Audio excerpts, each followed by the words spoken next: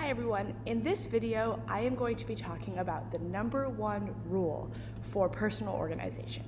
But before I do that, why is being organized important? And why are we talking about this on an animal rights channel?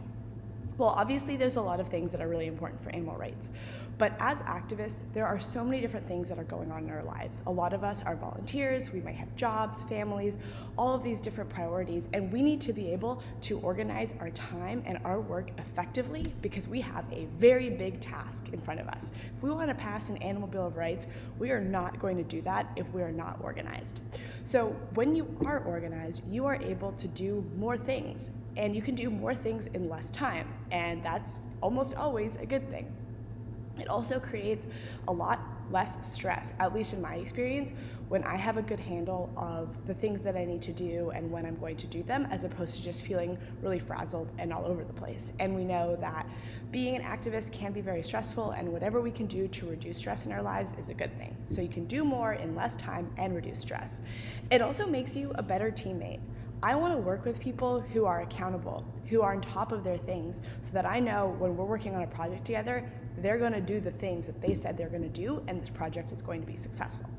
And speaking of projects, there are some projects that we do that you just could not pull off if you were not organized. If you want to organize a lockdown at a slaughterhouse, you better have a really good project plan. You better be able to manage competing priorities, assigning roles, gathering materials, having checklists. Without any of that, the action is going to be a huge failure, frankly. And when we're doing activism like that, there are literal lives on the line, and that is why it is so important to be organized. So what's the number one rule? The number one rule of being organized and staying organized is having a personal organization system. What that system is can change. It is dependent on what you like, your personality, what works for you. But if you don't have a system, you're in trouble. Your system should be simple enough that you can explain it to somebody else and that you know very clearly in your head what your system is. You're not just waking up every day and wondering where you scribbled down the different things that you had to do or where your appointments are. It is organized in a system. Now, I think almost every good organization system should have at least a place for what you are going to do and a place for when you are going to do it. For me, that is using Wunderlist and Google Calendar. That's an online task manager and an online calendar. I put everything I need to do, the what in Wunderlist and the when in Google Calendar, but there are so many other apps out there like Todoist or Microsoft To Do or other task managers that people can use. You don't need to use Wunderlist, you don't need to use Google Calendar, but you need to have a system, and it needs to say what you need to do and when you're going to do it. And lastly, you need to create that system in a way that it becomes a habit for you, where it's as repetitive as brushing your teeth. I know when I wake up in the morning, I go to the bathroom and I brush my teeth, and I also know that I look at my Google Calendar and it tells me what I need to do.